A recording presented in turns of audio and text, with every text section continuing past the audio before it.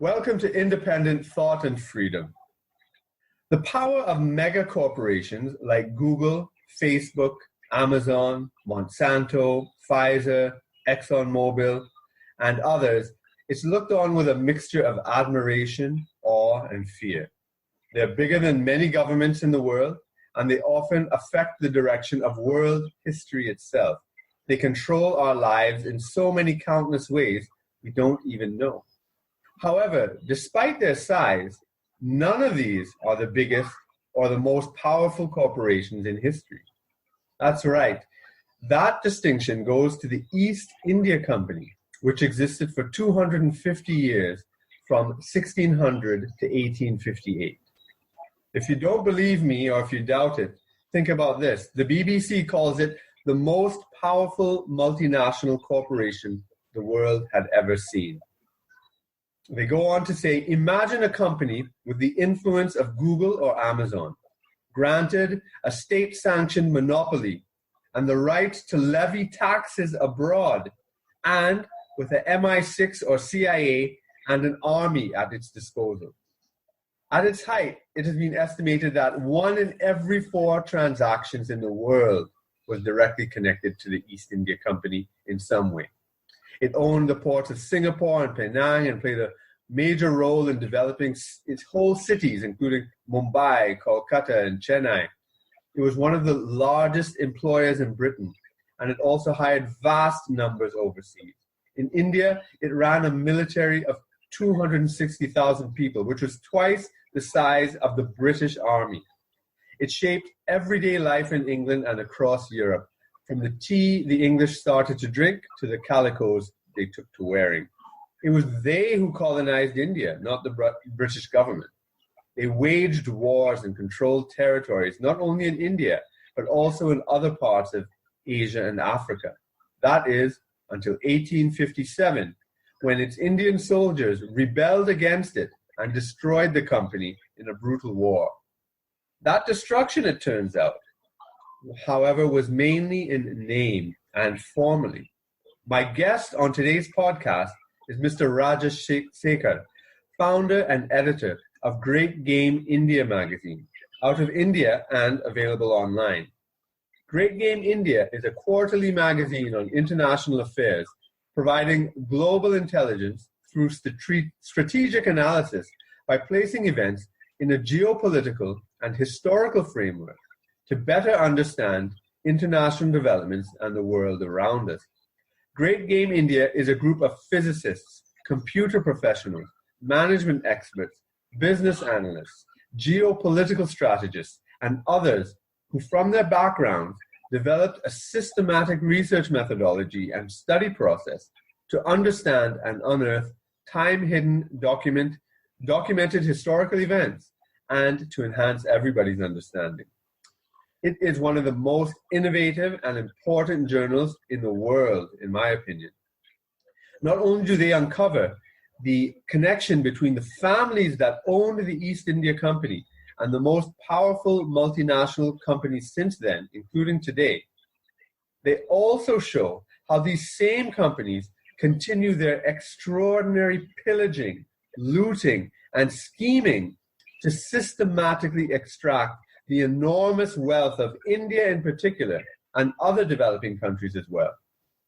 Rajesh Sekhar was born in Anantapur, Andhra Pradesh. He holds a B.Tech in Electronics and Communications from JNTUA and completed post-graduation in Geopolitics and International Relations from Manipal University. His area of expertise is in researching economic warfare, electronic warfare, counter-terrorism methods, illegal drugs, arms deals, diamonds, geostrategic implications, intelligence gathering, ways, trends, doctrines, future implications, theory and practice in containment of third-generation cyber warfare and fifth-generation people's wars. With all of this, it's amazing. I was amazed to learn that he's only 29 years old, but he has a vast knowledge of history and access to a wealth of information, an ability to investigate and put these together in illuminating ways. And he has the energy to turn this into to turn these things into public campaigns that have actually affected national politics in India on more than one occasion. He has also demonstrated how the continued hunt for many of India's resources and treasures continues to drive the policies, aims, and aspirations of the biggest, most powerful, and most lawless multinational corporations, just as they did during the time of Christopher Columbus and the heyday of the East India Company from Queen Elizabeth to Queen Victoria. I am very pleased to welcome Rajesh Sekhar to Independent Thought and Freedom. Welcome. Hi, Dr. Kirk. You introduced me very well, and but I'm not that much knowledgeable as you. You guys are very experienced in all these areas. But I will provide my type of knowledge into you, into this interview. Here, first of all, great game, right? Great game. Great game is a terminology that was coined by the Kipling, Robert Kipling. Yeah. And he's the author of Jungle Book, by the way. And that's the most best-selling book, Jungle Book. Right. Yeah. The Jungle Book. Yes, exactly. And so Jungle Book. He wrote that book. So he's also into the British intelligence. He's actually he coined this word, great game. The term the great game is basically the fight between the Russia and the British India at that time. Yes, and also throughout Asia, playing Russia, China, Mid-Asia. Yeah, yes, that's the great game to control Asia. Yeah, and that's a great enormous wealth. Yeah. But it never. When we heard about this, we thought it's a sports.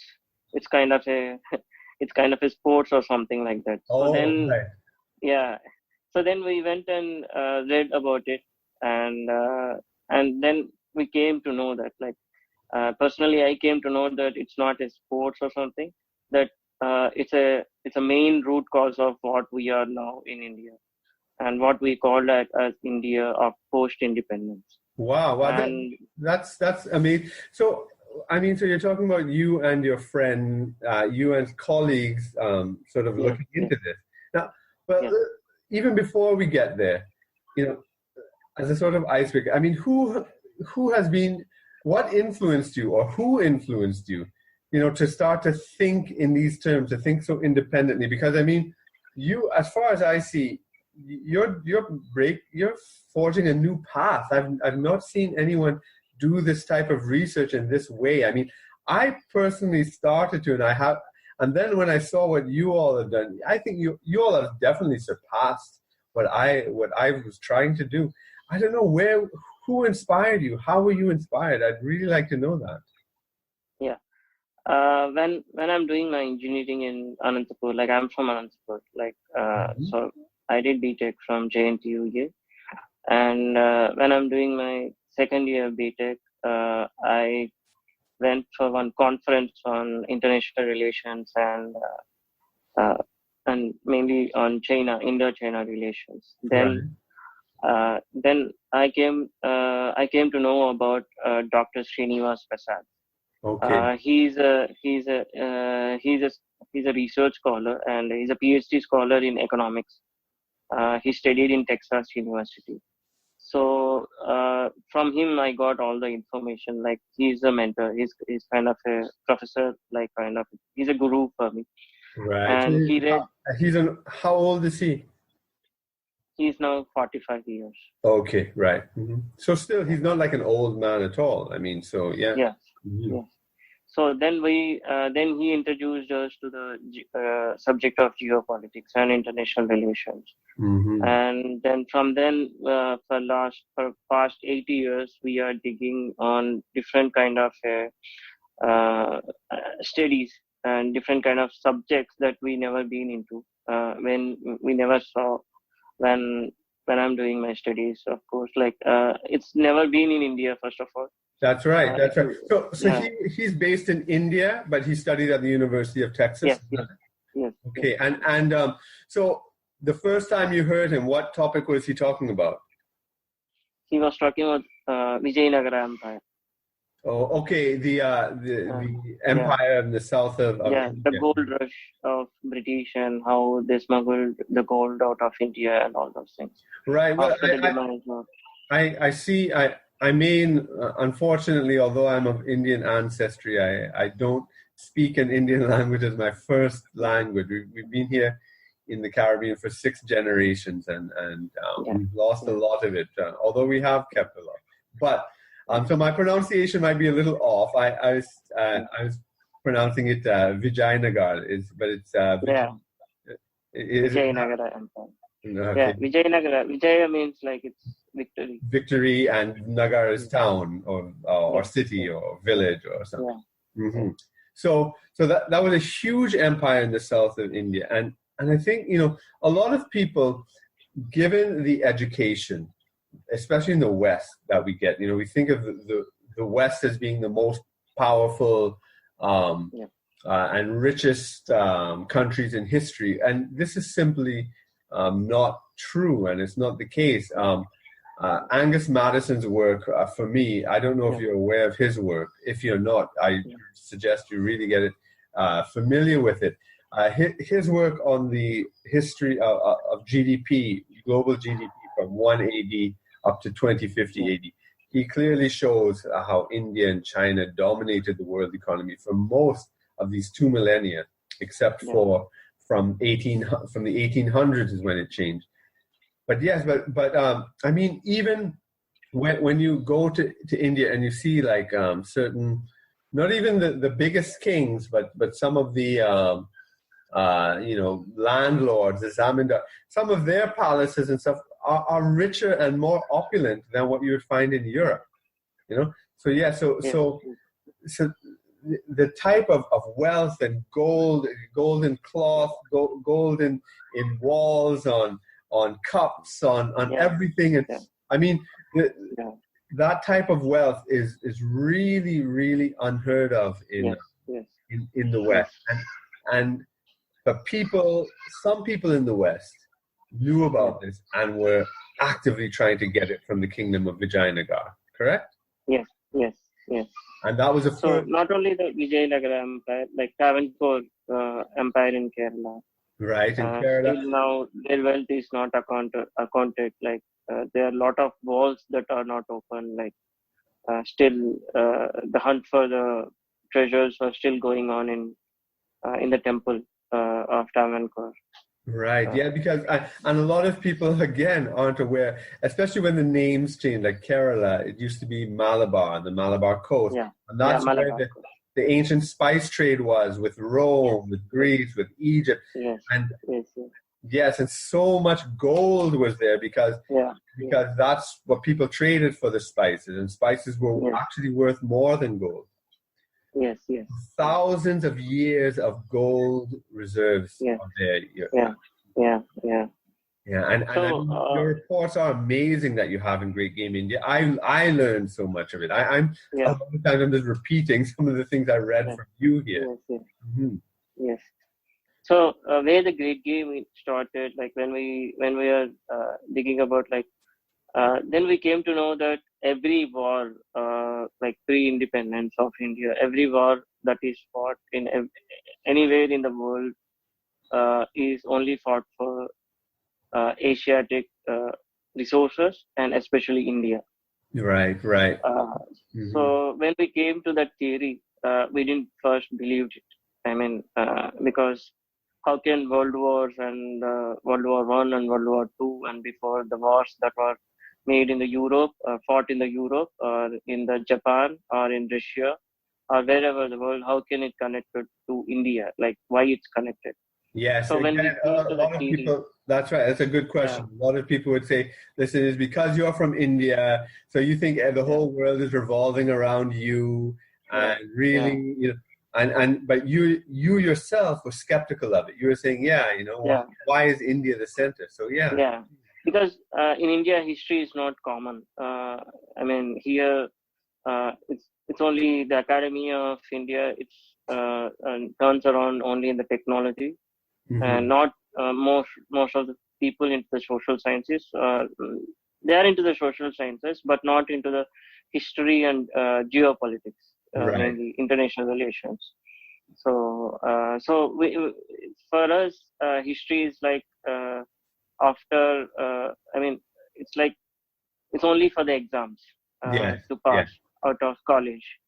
Mm-hmm. So it's kind of it's not like what happened in history to know. It's not about knowing the truth or knowing the facts or something Yeah. like that. It's only for exams. So it's only for academics Right. purpose to get the certificate. Mm-hmm. But so that from that kind of a atmosphere, I mean that from that kind of environment, anyone think that uh, the wars that were fought everywhere in the world or in the Europe or in the US or something, how it can be connected to India? Yeah. So then we went researched on different parameters and different conditions and case studies. What exactly that how India influenced those wars. Right. How India So is what was connected the to those first? wars. What was the first study you did along that lines that sort of made you The first calculate? line Yeah. is Tipu Sultan making connection with Napoleon Right. Tipu Bonaparte. Sultan and Napoleon. Mm-hmm. Yeah, so that's a connection. That why Napoleon sent a messenger, a spy, to meet Tipu Sultan.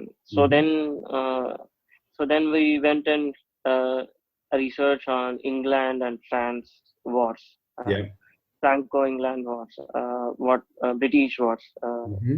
So what exactly influenced Napoleon Bonaparte to come to connect with India? There are a lot of, Germans are there, like a lot of allies are there, like, who can help Napoleon at why, especially he is interested in India. Right. So he could have had German. He could have had other European Yeah, allies, but he really yeah, wanted Tipu yeah, Sultan in his yes, yes. Mysore, was it? Or is Uh, what? was he in Mysore? Pardon?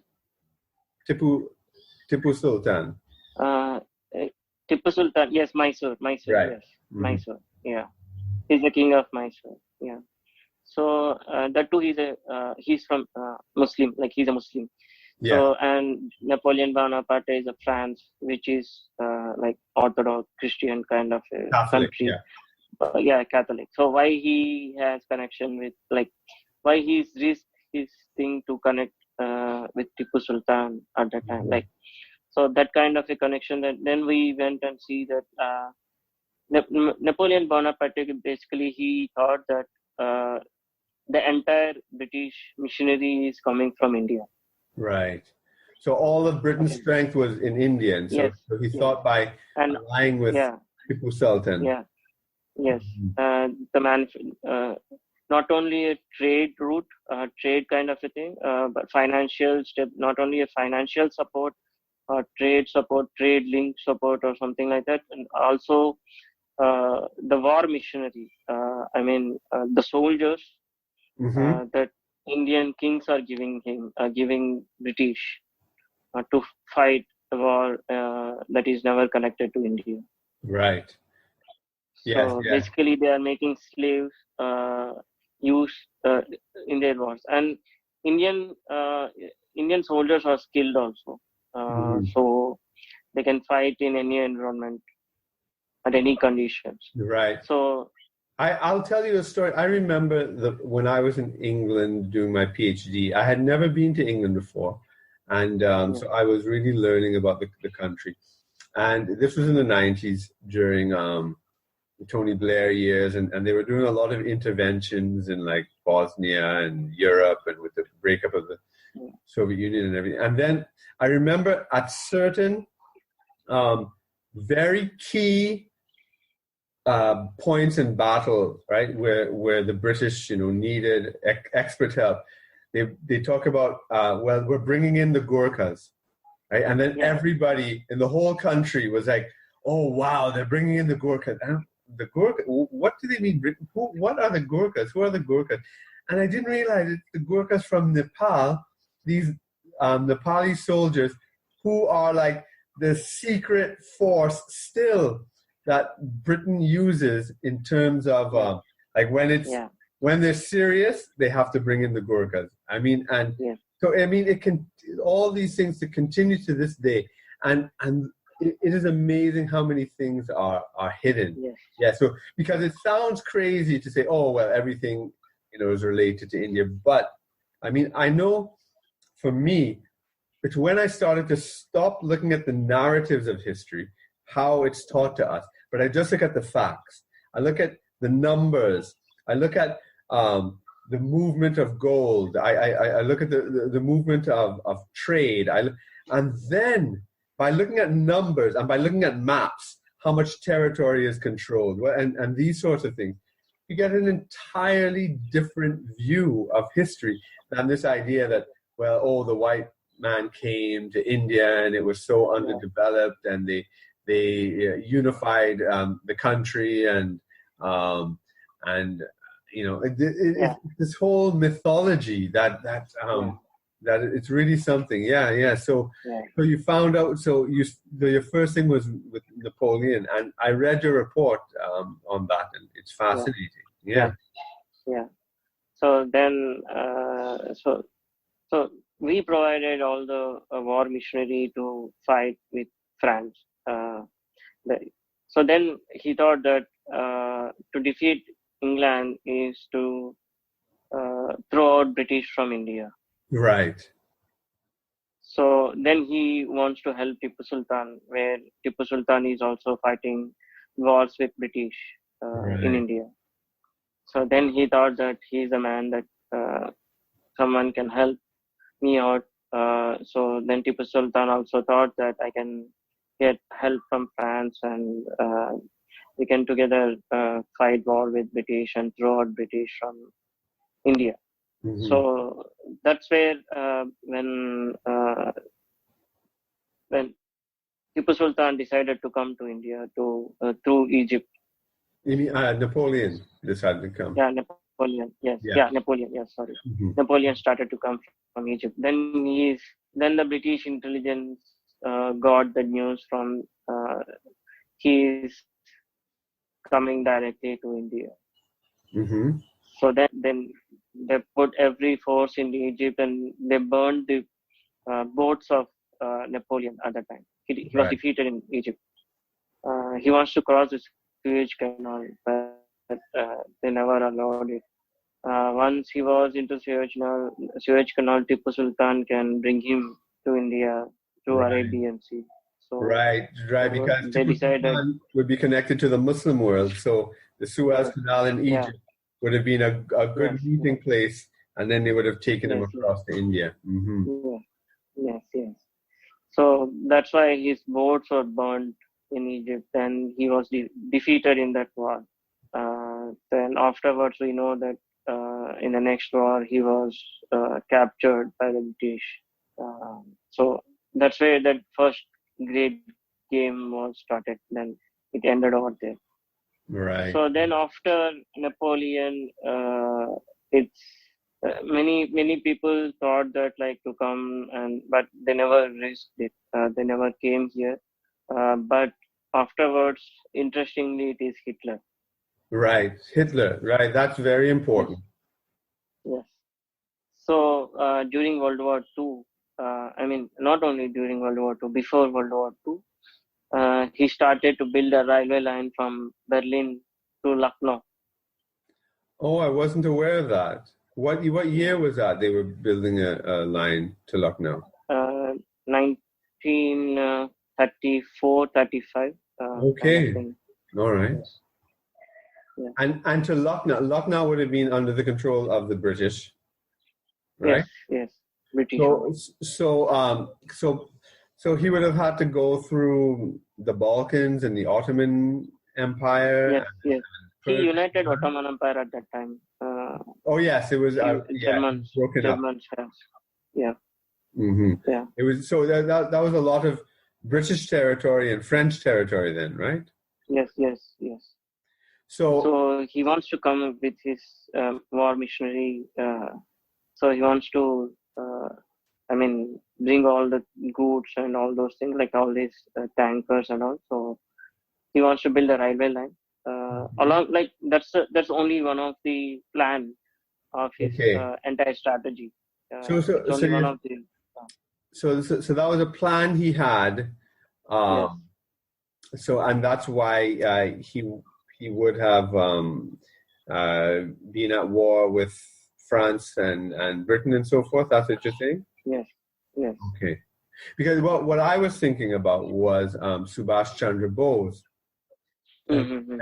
Is that connected to Subhash Chandra Bose at all?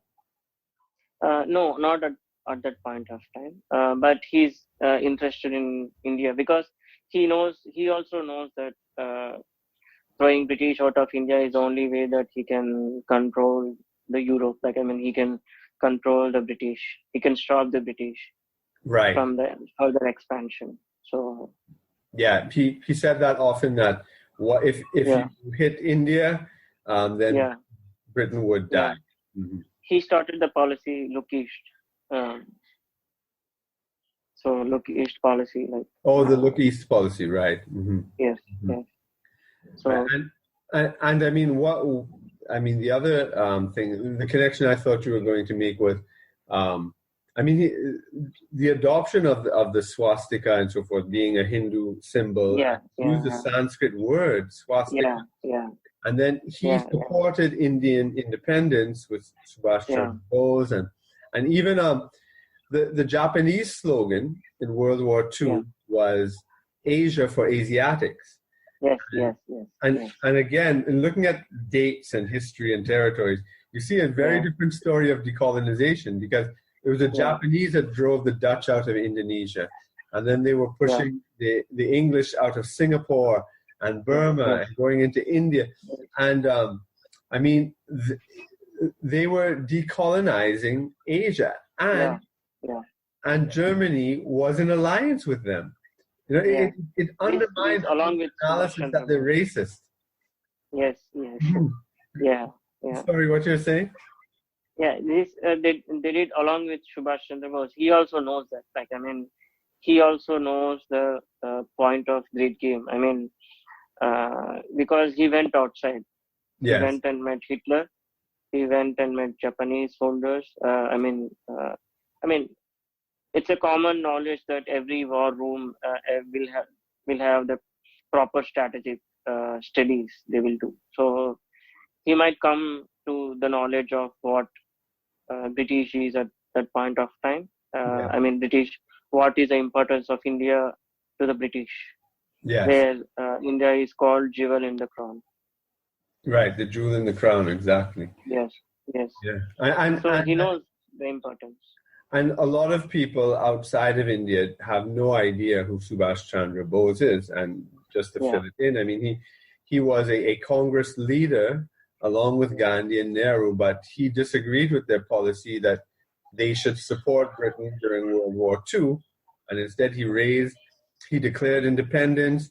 He raised an army, the Indian National Army and the Azad Hind government.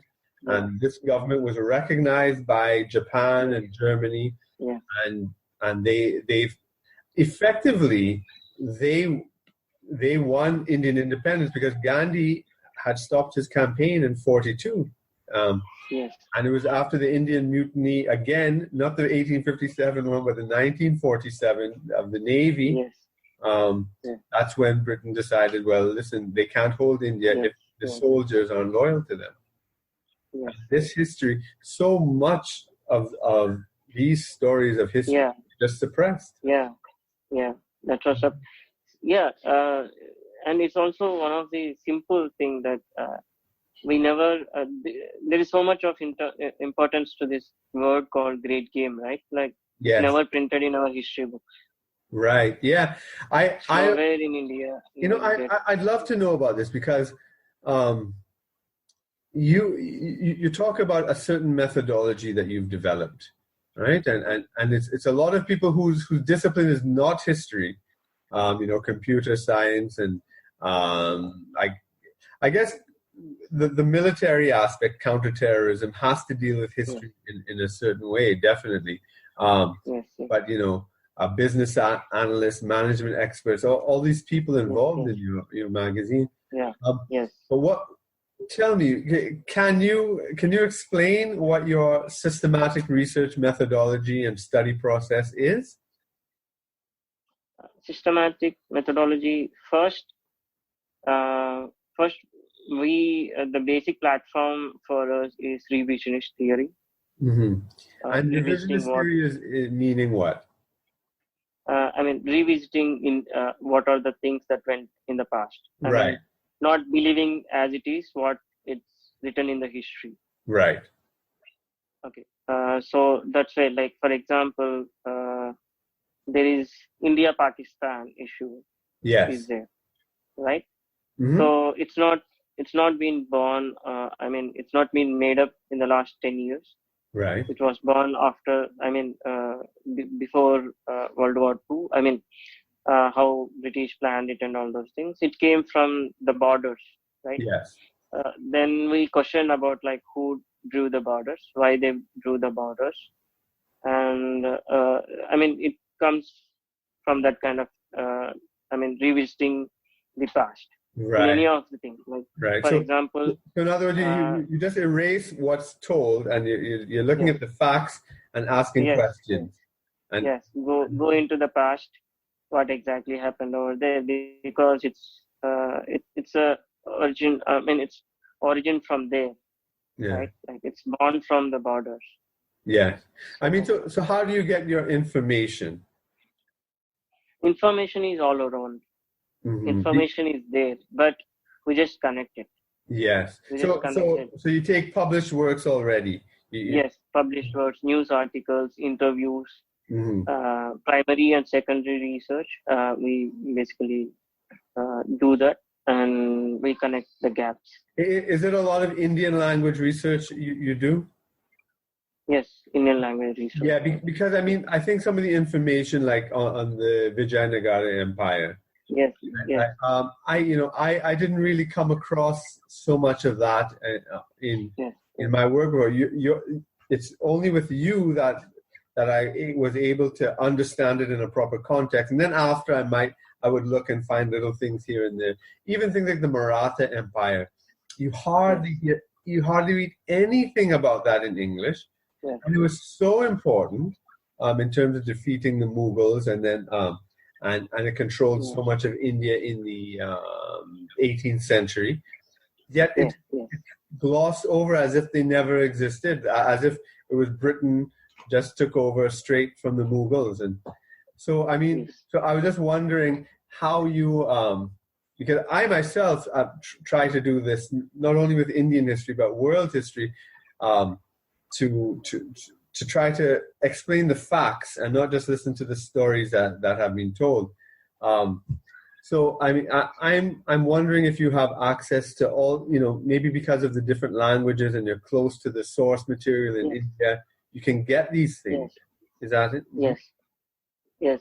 Basically, Vijayanagara Empire born from Kannada language. He belongs to Kannada. He's a Kannadiga.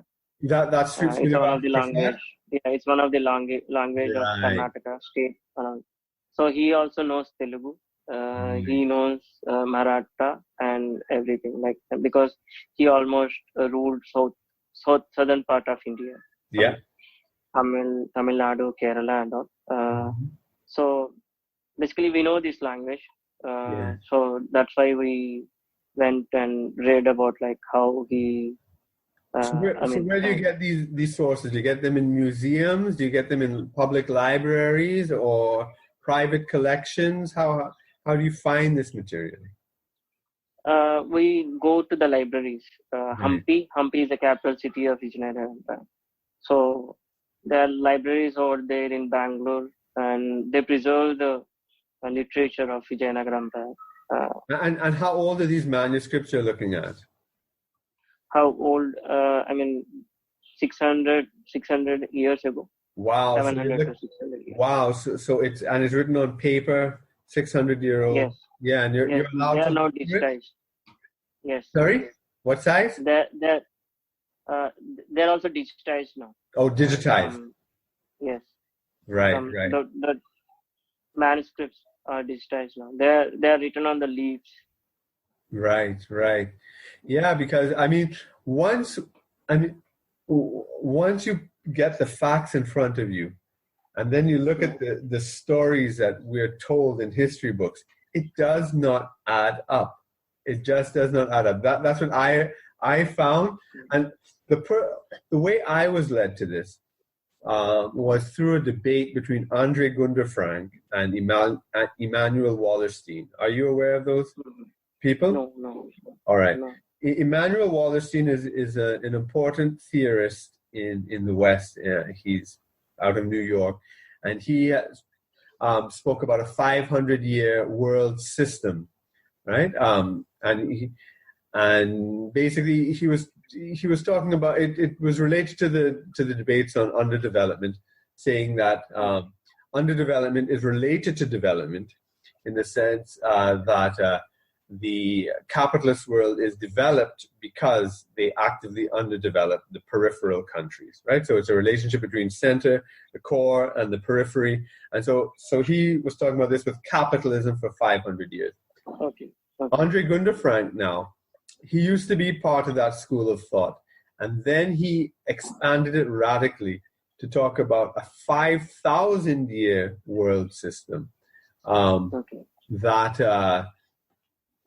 he said this goes well beyond capitalism, and that the idea of capitalism may not even make sense when you rigorously look at it, and that there's been a long historical economic system that's been around for 5,000 years, trade in goods, gold, ships, and all these things, and it is unbroken for 5,000 years. It's just that the centers may shift from time to time, and what Wallerstein was talking about with the 500-year world system is that when the center started to shift to Europe a bit, right?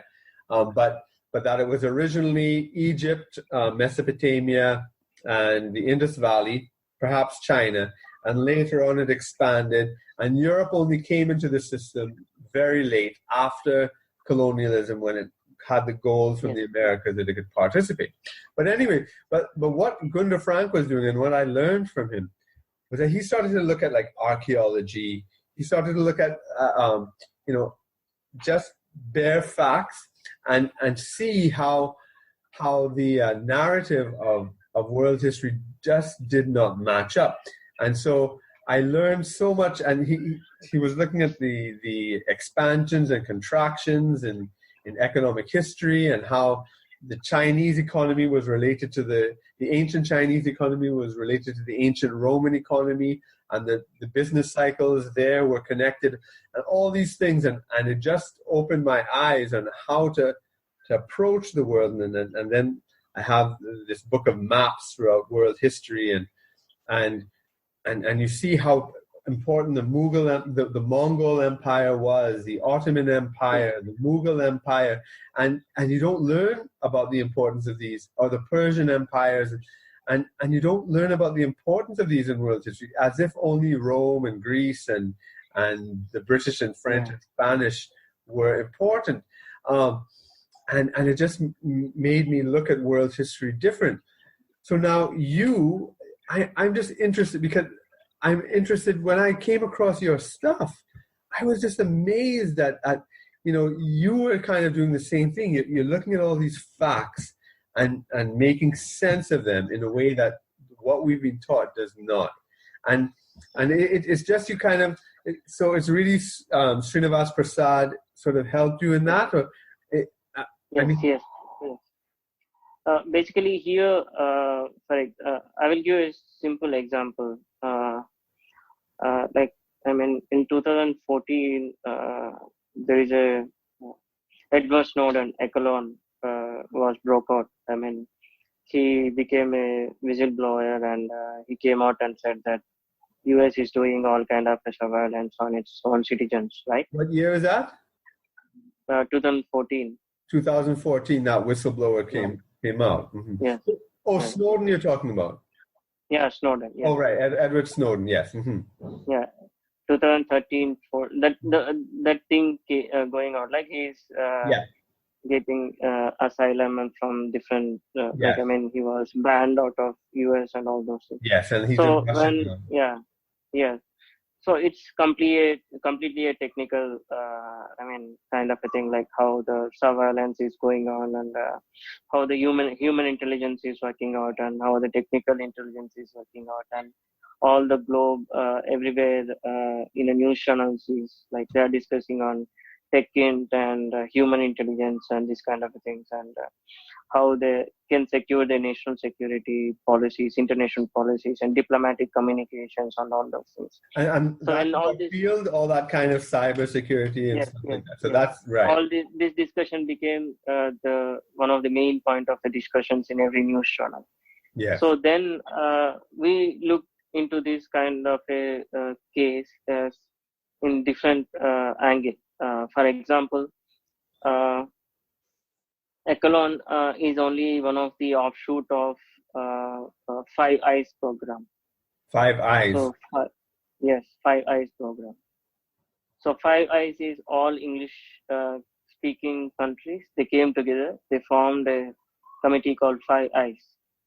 So they said that and the Five Eyes program is born out of it's a brainchild of Louis Mountbatten. Okay. So what year are you talking about? It's 1948.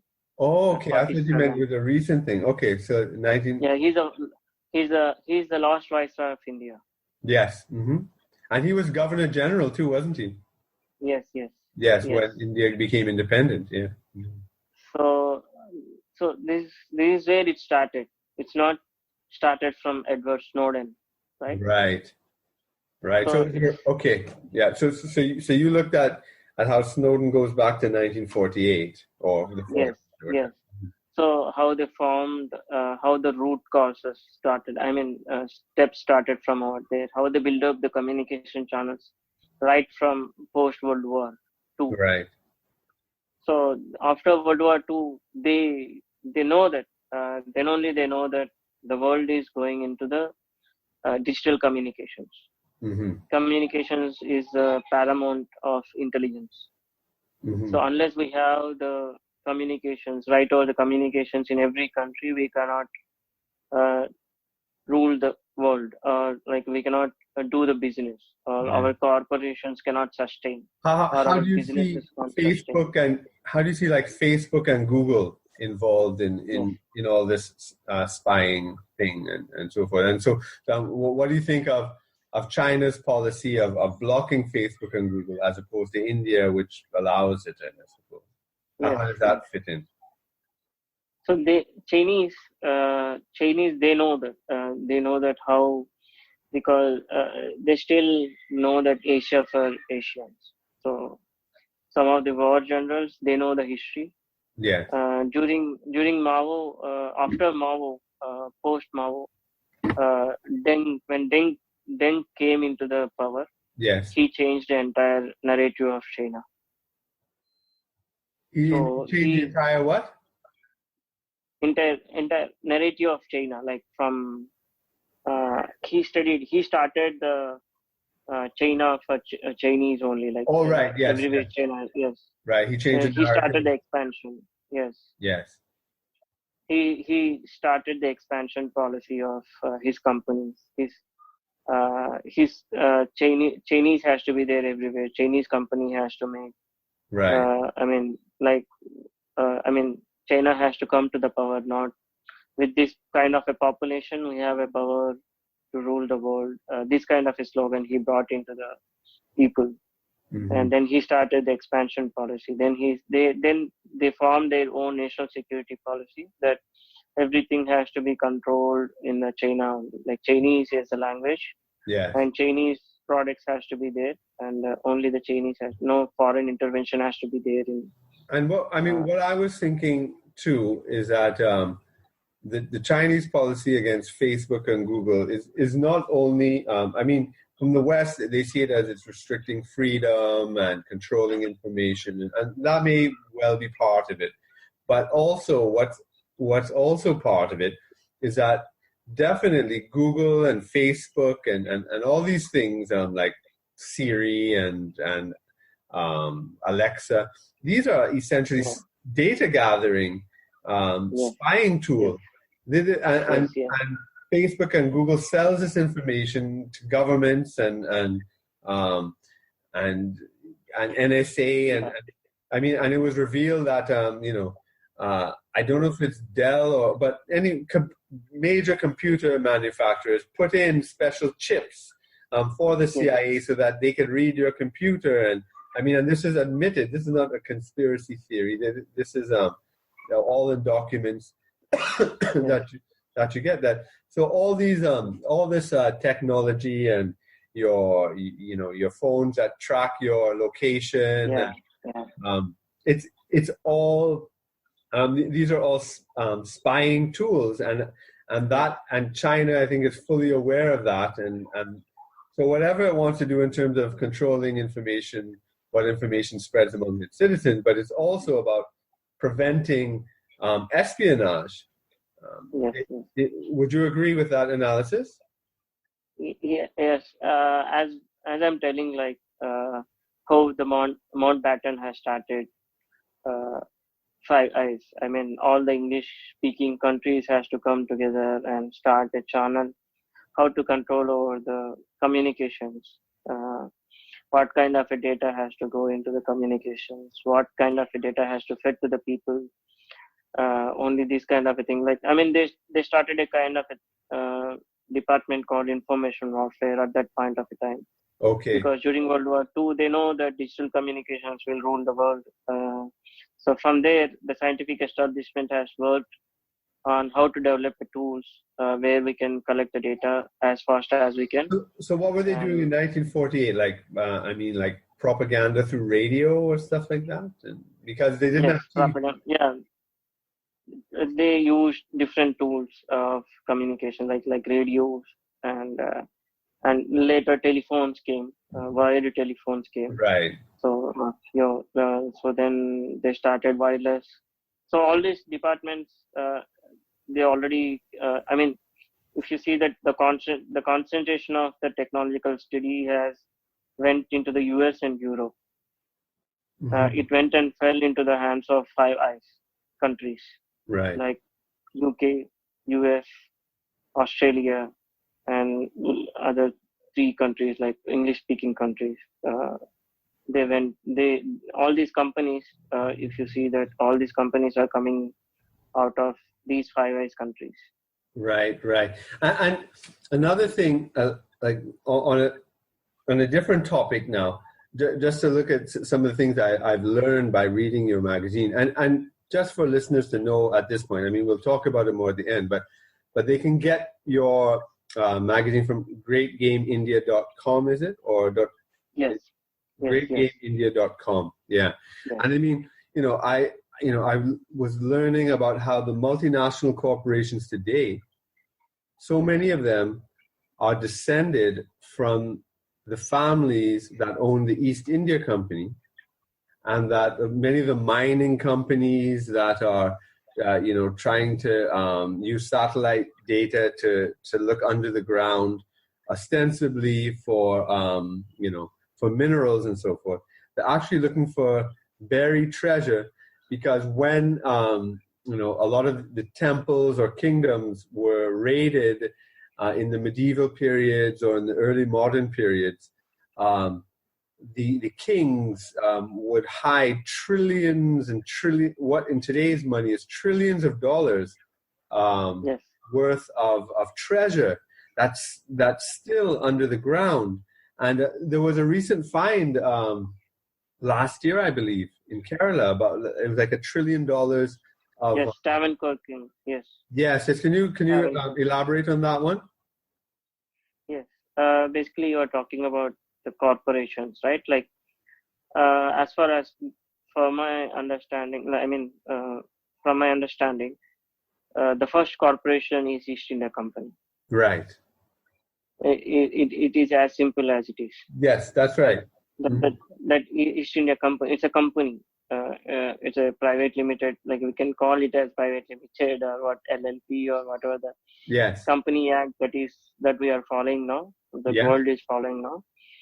But it's a company, it's a corporation company. The main ideology or the main aim of that company is to destroy the kingdoms Right. and take over the trade that the kings are doing it. Right. So the replacing of the power from the kings to corporations. Mm-hmm. So it is as simple as it is. And now, if you see that the governments or replace the kings, and the governments or, do you think that these corporations don't want to replace? The power. Do you think that these companies are will get the power? Will not give the power to the government? For example, if East India Company is formed to take the power from the kingdoms, these corporations are formed to take the power from the governments. Yes. Yeah, because just as, companies today buy politicians and they own the media and control the narratives. And the East India Company is actually bolder than companies today. Yes. If you see the government, for example, the government machinery, the entire machinery, they are revolving around the corporations. Yes. The news channels. Yes. For example, the fourth pillar of the government, democracy, we call it as a fourth pillar of the democracy. Yeah. It's under the control of corporations. That's right. And in America, the corporations that control the entertainment, movies, Hollywood, the video games also control the news. The Time Warner, it's the entertainment industry and the news industry are controlled by the same corporation. They're using the same staff and scripts and things so far. They are actually shaping narratives. Yeah. The only difference is there is only one company at that time, and now there are different companies, and different companies. Might be there are some good companies. We can't tell that. There are some good companies who wants to do make money out of it, but mostly, if you see that acquires and mergers, all these companies are again bought by the same. The same multinational companies which are born out of East India Company. And what I find very important and amazing about the work you're doing, that is not just like a history buff thing, just to know about history and because you're curious and interested. You take these reports and you show how it's relevant to today and what's going on in politics today. And then you've embarked on campaigns against scandals and corruption and that's really, really affected national politics in India. Could you give me an example of some of the biggest sort of scandals that you've broken and that have really taken off in Indian public life? For example, demonetization. Demonetization. I don't think most of the people outside of India understand what that is. So can you explain what demonetization? So demonetization is eliminating the currency, some part of currency from the regular circulation. So it's kind of like moving to a cashless economy. Yes, it's kind of removing, for example, removing 100 rupee notes, removing a bunch of 500 rupee notes from cancelling it from the currency circulation. Okay. So is it more like a replacement? I thought it was something like moving to a cashless economy with microchips and electrons. It's a part of it. For example, demonetization is, current Prime Minister, Honorable Prime Minister, he came into the media suddenly in 2000, maybe 17, I think, 2016. Yes, when it came, that demonetization came into the effectively came. So suddenly he went and declared demonetization. And the excuse he gave. He cancelled 500 notes and 1,000 rupee notes. Right. So they were all cancelled overnight, or you had a period of time? Yes, overnight. So what happened if you held 1,000 rupee note? You have to go and submit in bank and get the real one. Change it to 100 rupees. Okay, so you had to change it to a lower denomination. Yeah. Or could you have deposit it into your account and Yes, yes. Then get 100 rupee notes right. So from you couldn't ATM use it machine. in the store, but I guess for a period you could Yes, use the yes. value for it at the bank or something. Right? Yeah. And So this, there. this has been it was said it was to combat what money laundering and tax avoidance. Is Yes, that yes. correct? So they told that it's for to stop the money laundering thing, and also fake currency, And fake to currency. stop the fake currency. Yeah, but we went and see the things in different manner. Uh, that when the timing of Honorable Prime Minister, making this policy, doing this demonetization thing, Yeah. is very peculiar. Very suspicious. So when British Prime Minister came, at that point of time, British Prime Minister came to India. Mm-hmm. That was Cameron. So when no, no, no. Was it Hello, Ther- was it Theresa May or David Cameron at the time? May. Okay, right. Yeah, Mm-hmm. she came to India. She came to India for England financial. Silver Jubilee function kind of a thing. India England financial relations Mm-hmm. conference. She came to India on part of that, and exactly in the same evening, he came to media and announced demonetization. Yeah. And after he announced that, Mm-hmm. the printing, minting, we can call it as minting, the minting of the notes, that contract went into the company, British company called De La Rue. Okay. So so what would De La Rue do? De La Rue is minting. Printing. They give the designs for the Oh, notes. right. They make money all around the world, don't they? They make Yes, billions and yes, dollars. I think they actually yes, may make the currency for my country, Trinidad and Tobago, as well. yes, yes, Mhm. yes, yes. That's right. They give the prints, Yeah. designs for the. They don't control the minting machines, but they give the designs for that. They control the thing. So, but De La Rue company has suspicious background also. Right.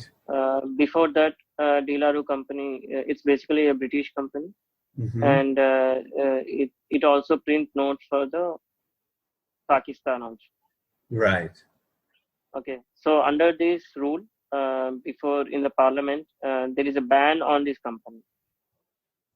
Okay. So there was a The ban on De La Rue. parliamentary committee report has given a report called under the national security thing. They banned this company because Right. it's also working for Pakistan. Okay. Okay, so there might be a chances of generating fake currency. Right. So that's why they banned it. So, Okay. but interestingly, the ban was lifted out, and they gave the contract to the same company. Right. And also, this De La Rue company owner Roberto Gioro. His name is Roberto Gioro. Mm-hmm. There is a incident that happened during Kandahar hijack. During what? Kandahar hijack. Oh, right. The Hijack. hijack of Kandahar. Mm-hmm. Yeah, Kandahar hijack. So during the Kandahar hijack, this guy was there in that plane. Oh. Okay. Okay, it's for him that hijack has happened. Okay. It's not like regular terrorists. Taliban came to India and they want to threaten India under the Islam or something like jihad. It's Yeah. not that kind of a terrorism that was told in our media, but Right. it's not that. It's because that this guy is there. Uh-huh.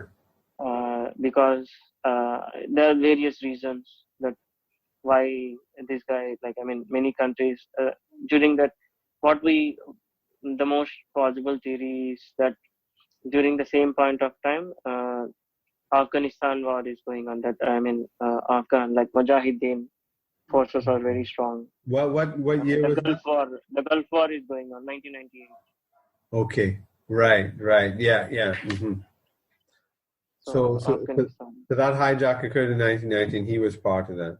So Yeah. you were really doing investigative research, delving into the personal history, right? Which is, I suppose, a lot of people say that, that's the way conspiracy theories work and so forth. But that's the way a conspiracy happens. I mean, because of these links, yeah. Mm-hmm. That's how the government do, right? Like they don't do anything like openly. Yes. Something they go into the shadows. So as citizens of the country, that we have to know that what exactly is going on. So what was the so this became a national issue in India? Yes, this became the national issue. That why this kind of a company got a contract, and why this kind of a thing. Then we wrote an detailed article on this, and then we also received a defamation letter from Roberto Gioro. I mean, from the Delaru company. Right. And that letter from the Delaru company was what? A threatening letter to you, or? Yeah, like all these things that you are writing is not true, and so you have to, maintain the defamation. Maintain the facts and all those things. Then we wrote a letter, written back the letter, stating that we are only writing the parliamentary committee report, and these are the things that are there. Suspicious cases are there on your company and all. So then we never got a reply from the company. These articles you wrote in your reply, this was done in Great Game India magazine first, and it's there. And then picked up by the national press after. Is that it? Yes. So your journal has become very influential in that respect, then. Yes. A lot of high-level people read your research, and then it can get out into the national and regional newspapers in India. Yes. So what happened to that contract eventually? It's under the part of debate only. Okay. Still there, All right. Because the current government is in support of these companies. Right. Yes. So, and another case is Aadhaar.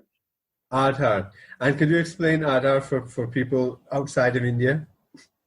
So Aadhaar is nothing but a unique ID card. A unique ID card that was this unique ID card was a brainchild of Nandan Neelakaneni. Of London? Nandan Neelakaneni. He's a guy. Oh, Nandan. He's a guy. Nandan Neelakaneni. Mm-hmm. So he's the architect of this Aadhaar. And so this would be like a card that would have everything: your birth certificate, your driver's license, all your information on. Basically, it started. Yes. But basically, it started over making this card as all-in-one card.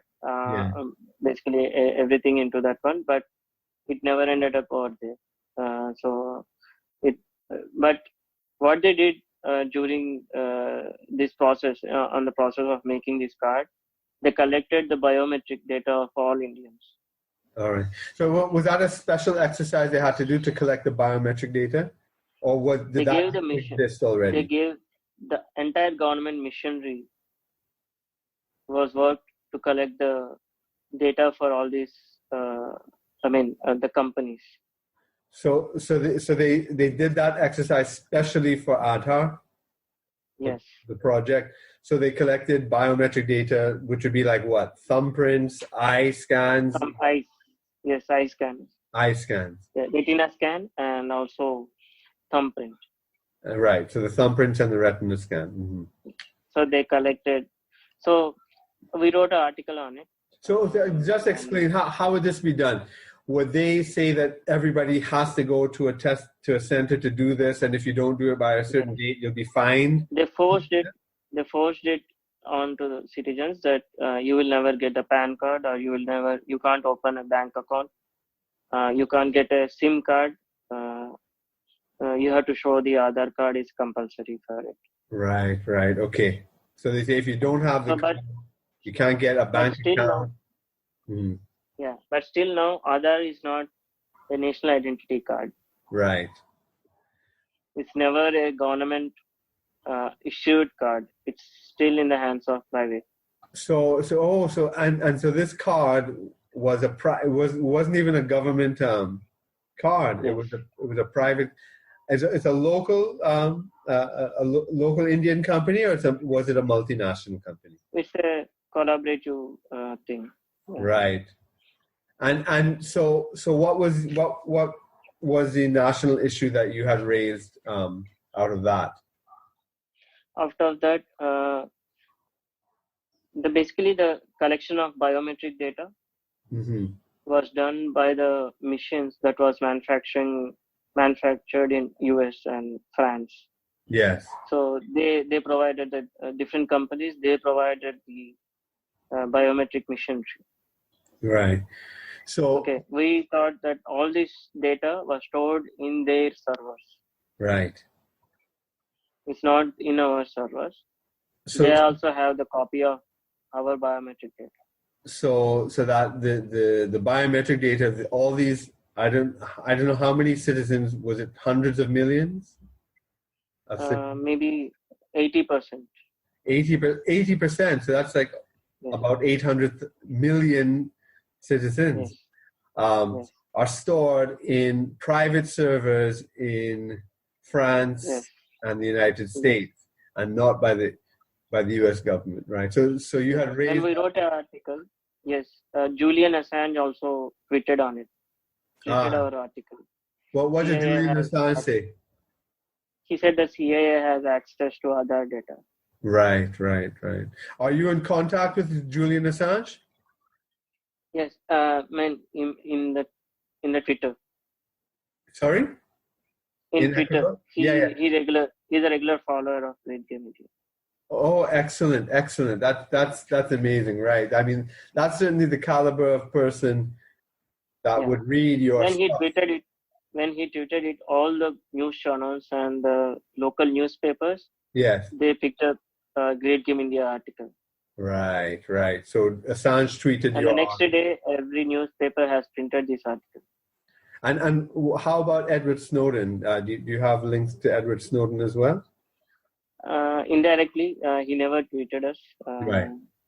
Yeah, Yeah. but yeah, Yeah, yeah, yeah. Well, right. So I mean, and I know, I mean, you do this regularly, don't you? You make campaigns out of this, because it's not just historical work for the sake of historical work. You're showing that this type of exploitation and data mining and looting, because you were also talking about how the looting of like national treasures from temples and these things sold in London at places like Sotheby's and Christie's, and used yes, and then used also to like to bail out the banks in the 2008 um, uh, yes, bailout with Lehman Brothers and so forth, and then also funding terrorist activities. yes. Could you explain that a little for us? Uh, Basically, you are talking about three, four things. Okay. So three, four things. Christie's and Sotheby's, everywhere in the world, they know that they are the. They auction the smuggled goods from the Asia Yes. in the past. Yeah. They are born out of making money out of the smuggling goods. Yes. Yes, right. So now they are the fancy, sellers, traders of the goods or there in the Europe. But past they have a little bit dark history Yeah. into their business, Just like the right? Sassoon So family selling opium, and yeah, I mean the yeah, British Empire was based on looting and yeah, drug yeah, yeah, dealing, and yeah, yeah, yeah. amazing. So it's the same kind of a history they have. So Christie's and Sotheby at one point of it, and the diamonds. You are talking about the diamonds and Right. things, right? Diamonds are good friends of money laundering of Yes. the terrorist. Yes. So they are the easiest way of doing the money launder for the business corporations or for the terrorists or for any, corporate war machinery to buy the arms to illegal, to peddle the drugs, everything. Diamonds are the mediation of currency transaction. Right, and it's also very much related to arms dealing and all that kind of stuff, isn't it? Yes, yes. Everything goes, all the illegal black money transaction goes through diamonds because Right. it's the easiest way. Mm-hmm. It's because one diamond can cost many billions of dollars. So Yes. they can just give one diamond to other part of the guy and they can easily transact the arms or opium or anything, drugs or Mm-hmm. anything, Right. bank transaction, corporation transaction, everything goes through diamonds. And I mean, you're not only looking in history what happened, but today this is still going on, and you've broken some Yeah, cases. it's still, Is that correct? yeah, it's still going on. Yes, yes. Mm-hmm. So what was the recent case you broke? Recent case we broke on the diamonds is Tirumala temple. Mm-hmm. It's one of the richest temple in the world. The Tirupati temple. It's Lord Venkateshwara temple. So they have the vault of gold and diamonds and every precious metal. If I could just interject here, I don't think most people understand that the only source of diamonds in the whole world up to, I can't remember, the 17 something, so up to the 18th century, the only source was India.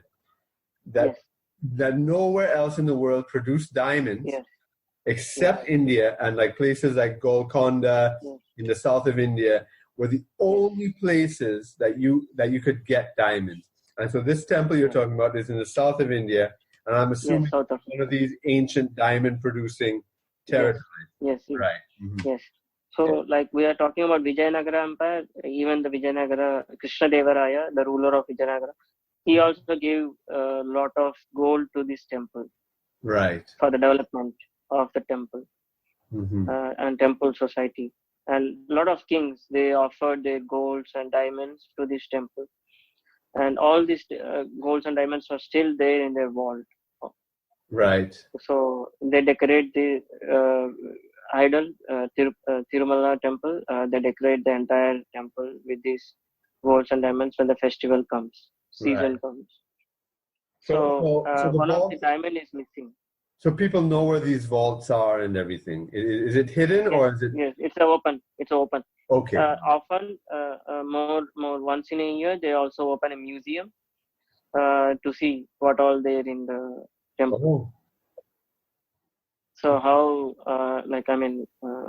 it's a culture. How we are preserving the culture and all those things. Yes. How we used to do the thing. So basically, that India, because India is called Ratna Garbha, means it's a where the diamonds are everywhere. Even in Africa, the diamonds are there, but they never. The only precious diamonds come from India because we used to decorate the diamond. We used to make, beautiful diamonds, carve the diamonds, and make ornaments. Yes, cutting. It's only later in the 1700s sometime that diamonds are found in South Africa, and then later in I think I can't remember, Brazil had as well. Brazil, South Africa, but those are Brazil, Congo, and everywhere. Yes, but that's very recent in world history. Yes. So, but 500 years back, 600 years, we used to make ornaments and decorate it. Even we used to decorate the horses, elephants, and everything with diamonds and gold. Yeah. During the festival season, and this kind of a thing is the culturally thousands, maybe billions of years. Coming from the tradition. Yeah. Mm-hmm. So it's not only scandal that you broke. Yes.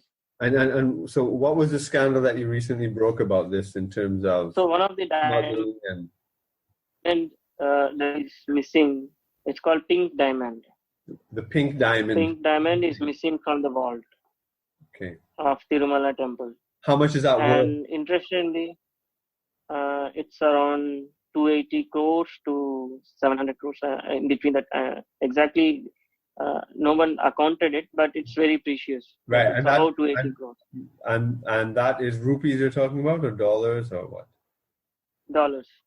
So that's about 780 crores is $78 million. Yes, Right. So that one diamond could be about $78 yes, million estimated. yes, yes. It's a Mm. pink diamond. It's very rare diamond that was missing from the vault of Tirumala temple. But interestingly, after 1 month, it was found in the Christie's and Sotheby's auction. Right. Okay. And So the temple uh-huh. priest has demanded for the investigation whether it is the same diamond or not. Right. So we wrote the article on it, and then we went on to the history how the diamonds are auctioned over there during the British time. Right. And That also made a lot of, in the state so government. what's happened to the diamond since? After that, now the investigation has never been into the. It's only confined to the temple. It's still the case, pending case. Okay, so but who has it right now? Is it Christie's, you said? Yes, Christie's has it. So they still have it. They are going to open an investigation? No, it's never been opened. It never been went up to this. Okay, so they're going to go. They still want to go ahead and sell it. Yes. Right. But this is a campaign that you're on to. But Christie's has acknowledged it, or they've ignored it. They've denied it. What's their response? They denied it. They responded that it's not the same diamond. It's different from Africa somewhere. They told. Yeah. But the priest of the temple, who has knowledge over that kind of a diamond, Yeah. he said that it's the same diamond. But he also demanding the proper investigation will solve all these things. Why the Christie's is not open to the investigation? Right. So that's an ongoing campaign you have to recover this. But and also there is interesting fact that interesting incident that happened like 2 years back. One of the kid, he thrown 1 rupee coin over Tirumala temple onto this diamond. When the Lord was decorated with this Balaji Lord was decorated with this diamond. Yes. One of the kids, he thrown a rupee coin onto this diamond. Then the diamond was broken. Okay. That's the theory. Yes. That the government is telling. That temple authority was telling. Okay. But no one can believe that a rupee coin can break the diamond. Yes. Yeah. A rupee coin. Mm-hmm. Wow. Oh, so you're saying that the diamond was broken? Yes. And that's part of the scandal, that they actually broke that rare pink diamond? Yes.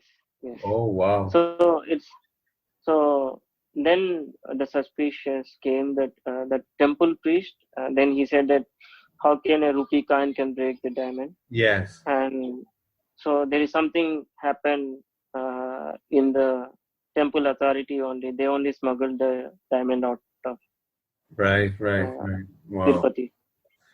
Wow. So and again, just to let listeners know, they can find your reports and all your campaigns and this information from greatgameindia.com, right?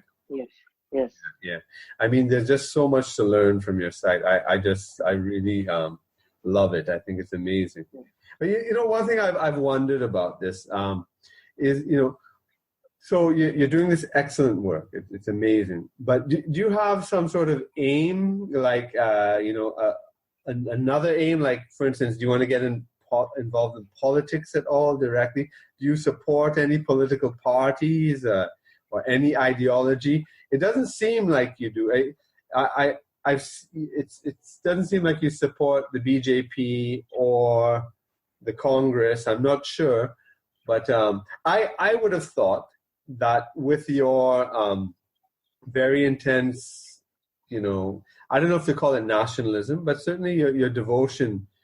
I mean, maybe it is nationalism. You can tell me if you use the word or not.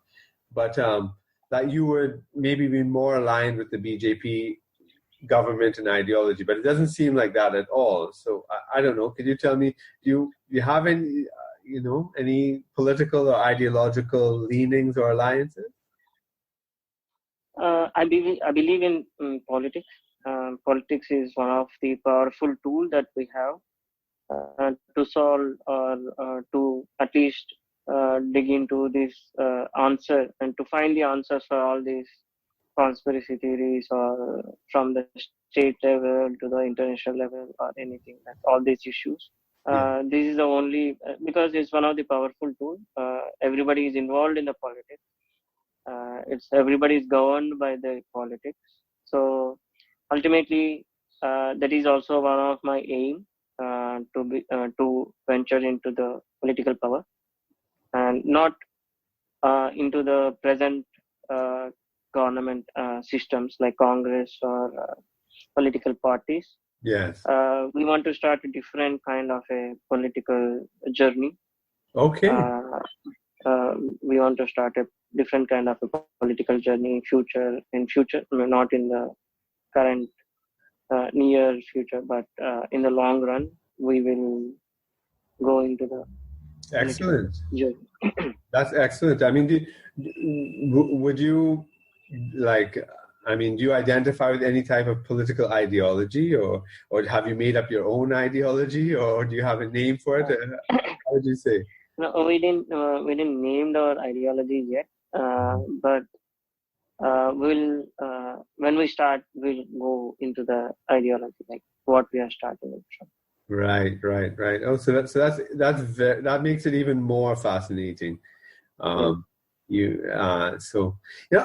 One thing I'm noticing a little more is that this sort of consciousness about the need to revisit the historical narrative about what we're told about colonialism and poverty and the current economic system and all these things.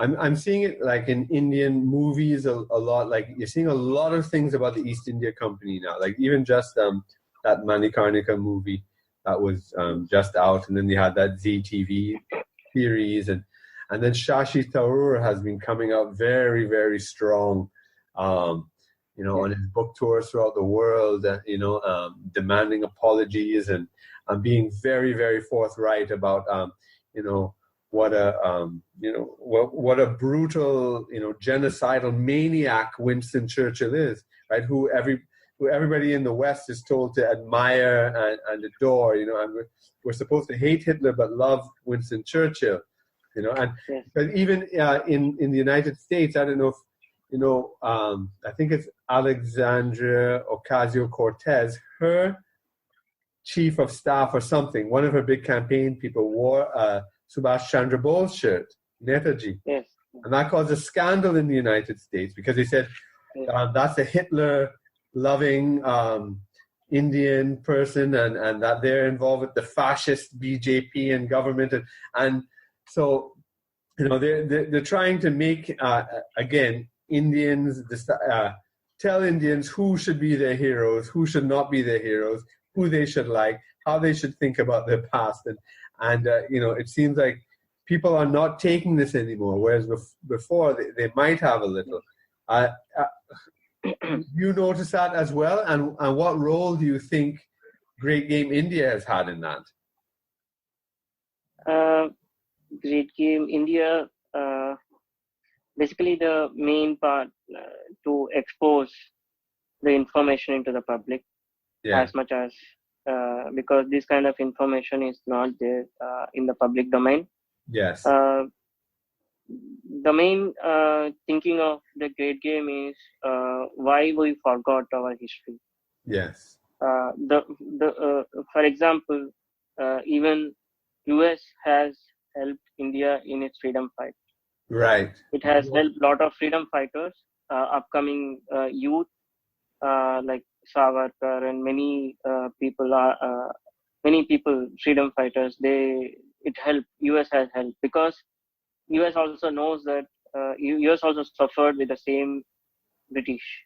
Right. Yeah. A lot of people don't realize that the anti-colonial history of the U.S. and that they fought against it, because right now the U.S. has been so allied with the sort of geopolitical imperial product that we forget that, yeah, the U.S. helped a lot of people fight against British colonialism, including India itself. So that's where the interesting part is, that US is also involved in anti-colonial actions, and it also helped a lot of countries.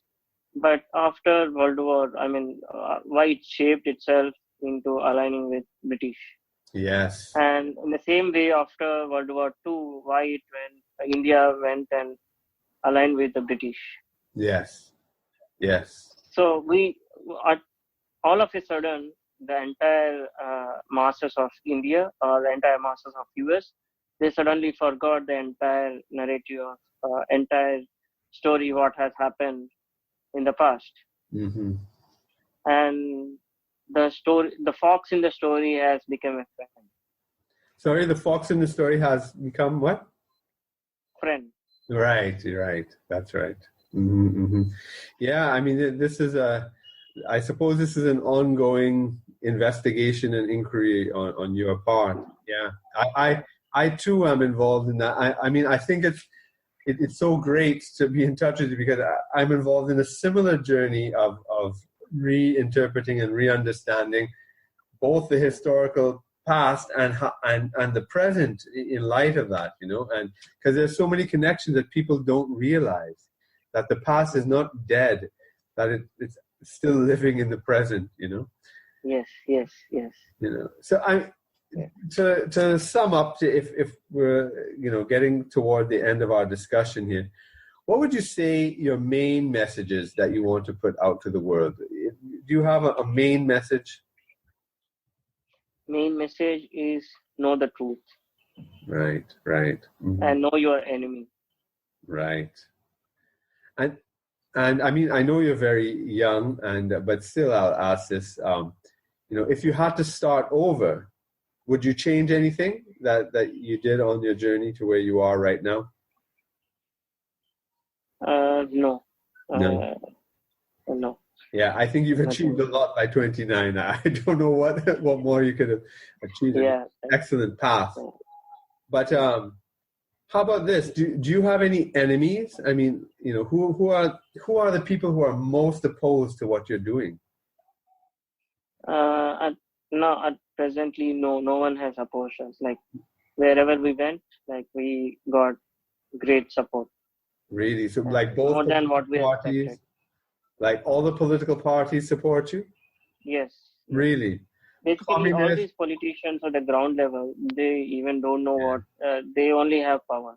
Right. But they are in same kind of a mode that ignorance is a bliss. Right. So, but so communists, Congress people, BJP people, they all appreciate your work. Is that it? Yes, we have the same kind of appreciation from all the parties. Yeah. That's amazing. I mean, because this type of thing is transcending a lot of the political divisions. Yes. It's because you're getting the fundamental knowledge here. I mean, you've taken up a kind of battle and fight in a lot of ways, and taking on a lot of the international corporations and the ties to governments and these things. I don't know. Does anything sort of scare you in this fight? Until now, we are not scared. Like, journey is smooth. Right. The journey is very smooth, like what we expected. Like, we encounter this kind of a question everywhere. Like, everyone asks, like, did you went into any of the blackmail or any of the warnings from any of the companies or political parties or something? Like, we never went into this kind of a thing. Like, so you've not received death threats or anything like that? No. And we never encountered this kind of a thing. So. But I mean, what would you say gives you the strength to continue on this mission, on this unique path and fighting? What is it that gives you this strength and inspiration? What? Basically, we are part of the society. Mm-hmm. And if we want to live happily, the society has to be good, because we go into the society, we travel, we journey through the same kind of a community, and when the community is happy, we will be happy. Right. Until then, we have to go through the same kind of a frustration, same kind of a mood changes, same kind of a unhappiness we have to feel when we go and sleep at the end of the day. Yeah. So if you want to sleep happily at the end of the day, you have to solve at least some of the problems, at least answer some of the questions, right. which are not been answered in the past. I mean, do you consider yourself a religious person at all? I mean, does that help you or not really, or what? I'm not completely a religious person, but I'm most into the Sanatana Dharma, means like nature love, like yes, do the nature love, like worship the sun, worship the rock, worship the tree, worship the sand. Yes. I that's interesting the way you said that, because most times I hear people call Sanatan Dharma, when they translate it to English, they say like eternal religion or something like that. Yeah. But I've always said a better way to translate it is natural law. And it's pretty close to what you're saying there. Very interesting. So, sorry? Yeah, worshipping the nature, like water, sun, light, fire, and the planets, the cosmos, because it's cosmos. Yes, and the living beings. Yeah. Are all like made of the nature only. So correct. So for any young people listening to this podcast right now, what sort of recommendations? What recommendation would you give to them? Recommendations that before just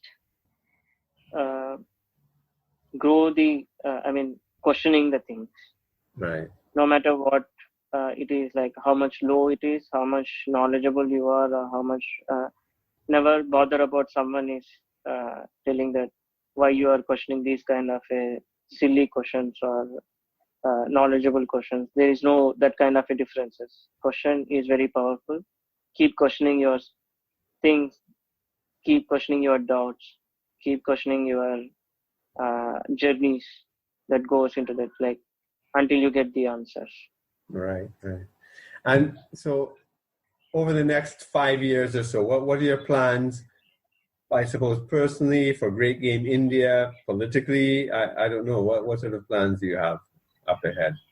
We want to start online news channel, basically into India is into different languages. No one will go into the English, like not a lot of people can understand English. So we want to start a bilingual. One is my mother tongue is Telugu.